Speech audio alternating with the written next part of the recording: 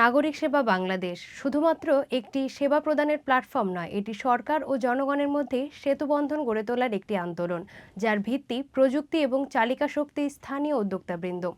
অন্তর্ভুক্তিমূলক, টেকসই ও সম্প্রসারণশীল এই উদ্যোগে সারা দেশে নাগরিক সেবার আকর্ষণীয় রূপান্তর ঘটাতে সক্ষম হবে।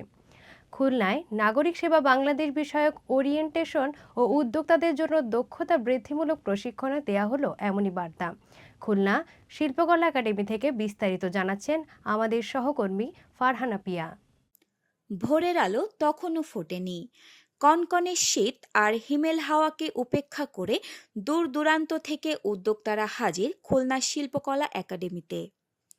দক্ষতা বৃদ্ধি করে জনগণের দোরগোড়ায় সেবা পৌঁছে দেবার ব্রতেই নির্ধারিত সময়ের আগেই টইটুম্বুর শিল্পকলা মিলনায়তন। স্বতঃস্ফূর্ত এই অংশগ্রহণে অভিভূত আমন্ত্রিত অতিথিবৃন্দ। শুক্রবার সকালে খুলনা জেলা শিল্পকলা একাডেমি অডিটোরিয়ামে নাগরিক সেবা বাংলাদেশ বিষয়ক ওরিয়েন্টেশন ও উদ্যোক্তাদের দক্ষতা বৃদ্ধিমূলক প্রশিক্ষণ অনুষ্ঠিত হয়েছে। অনুষ্ঠানে প্রধান অতিথি ছিলেন প্রধান উপদেষ্টার ডাক, টেলিযোগাযোগ ও তথ্য প্রযুক্তি মন্ত্রণালয়ের বিশেষ সহকারী ফয়েজ আহমেদ তৈয়ব। আমাদের শত শত সেবা আছে, হাজারের কাছাকাছি গুরুত্বপূর্ণ সেবা। এই প্রত্যেকটা সেবাকে এক জায়গায় নিয়ে আসতে আমরা মানুষকে হয়রানি এবং শ্রমঘণ্টা নষ্টের এই কারণগুলো থেকে মুক্ত করতে চাই। সেজন্য প্রত্যেকটা সরকারি অফিসে যেই সেবাগুলো দিয়ে থাকি সেই সেবার আবেদন, প্রক্রিয়াজাতকরণ এবং সেই সার্ভিস ডেলিভারি, এই সব কিছুকে আমরা এক জায়গায় আনতে চাই। নাগরিক সেবা হচ্ছে একটা উদ্যোগ। এই উদ্যোগের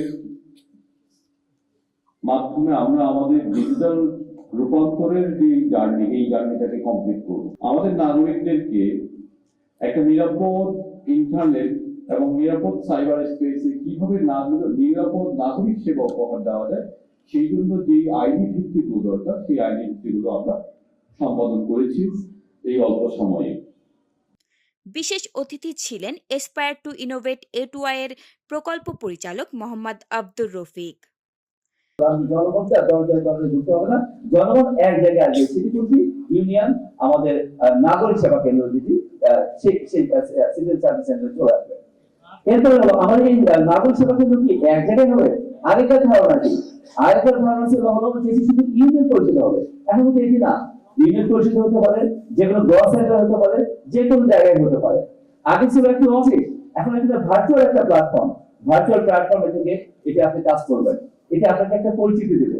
নাগরিক সেবা বিষয়ক মূল প্রবন্ধ উপস্থাপন করেন A2I এর head of project management Abdullah Al Fahim. আরো মাইগভ প্ল্যাটফর্মের 450 সেবা নাগরিক সেবার সাথে যুক্ত, প্রায় 493টি সেবা এখন পর্যন্ত আপনারা এই নাগরিক সেবা বাংলাদেশে পাচ্ছেন। প্রিয় সহকর্মীবৃন্দ, আগে আপনাদেরকে সেবা গ্রহীতার আবেদন করার জন্য ভিন্ন ভিন্ন ওয়েবসাইটে ঢুকতে হতো, তাই না? আপনি পাসপোর্টের জন্য ডিআইপির ওয়েবসাইটে ঢুকতেন, জন্ম নিবন্ধনের জন্য বিডিআরএস এ যেতেন। এখন এই সবগুলো একসাথে থাকার কারণে কি আপনাকে আলাদা আলাদা প্ল্যাটফর্মে ঢুকতে হবে? তাহলে পার্থক্য বোঝা যাচ্ছে। সিঙ্গেল উইন্ডোর মাধ্যমে আপনি এই সার্ভিসগুলো দিতে পারবেন। আপনার কাছে যতজন সেবা গ্রহীতা আসতো, বারবার তাদের ব্যক্তিগত তথ্যগুলো নিতে হতো, বিভিন্ন সিস্টেমে ইনপুট দিতে হতো। একই ব্যক্তি বারবার আসতে, আপনি তার কাছে বারবার পিতার নাম, এনআইডি জানতে চাচ্ছেন। এখন একটি সিস্টেম হওয়ার কারণে কি বারবার জানতে চাওয়া লাগবে? একটি ইন্টিগ্রেটেড প্ল্যাটফর্মের মাধ্যমে এটা যুক্ত করা হয়েছে। প্রিয় সহকর্মীবৃন্দ, স্যার এটাকে এনশিওর করেছেন, এটার ভিএপিটি টেস্টিং করিয়েছেন, আমাদেরকে দিয়ে ফাংশনাল টেস্টিং করিয়েছেন, যেন এই যে ব্যক্তিগত তথ্যগুলো এই নাগরিক সেবা প্ল্যাটফর্মের সাথে থাকছে, এটার হোস্টিং এর বিষয়ে স্যার গভর্নমেন্ট প্ল্যাটফর্মে এনশিওর করেছেন এবং সিকিউরিটির বিষয়ে আমাদেরকে দিয়ে এনশিওর করার কারণে ব্যক্তিগত তথ্যগুলো সুরক্ষিত থাকবে। অন্যান্যের মধ্যে বক্তৃতা করেন খুলনার অতিরিক্ত বিভাগীয় কমিশনার রাজস্ব সিফাত মেহনাজ ও বাগেরহাটের অতিরিক্ত জেলা প্রশাসক শিক্ষা ও আইসিটি জয়দেব চক্রবর্তী। খুলনা জেলা প্রশাসক আসমা জামশেদ খন্দকারের সভাপতিত্বে অনুষ্ঠানে স্বাগত বক্তৃতা করেন খুলনার অতিরিক্ত জেলা প্রশাসক শিক্ষা ও আইসিটি কানিশ ফাতেমা লিজা।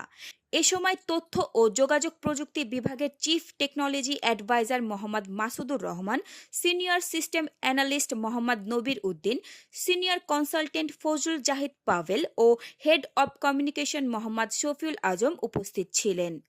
প্রশিক্ষণে খুলনা, বাগেরহাট, সাতক্ষীরা ও যশোর জেলার প্রায় 500 উদ্যোক্তা অংশ নেন। প্রশিক্ষণ শেষে উদ্যোক্তাদের কণ্ঠেও ঝরল নাগরিক সেবা প্রদানের তাদের দীপ্ত প্রত্যয়ের সুর। তৃণমূল পর্যায়ের যে সকল সেবাগুলোতে আছে তাদেরকে আমরা সেবা প্রদান করব এবং এই সেবা কিভাবে সহায়তা আমরা দিতে পারবো মানুষকে, জনগণকে, সে বিষয়ে আমাদেরকে দিনব্যাপী যে প্রশিক্ষণ দিয়েছে এই প্রশিক্ষণ গ্রহণ করে আমরা উপকৃত হয়েছি।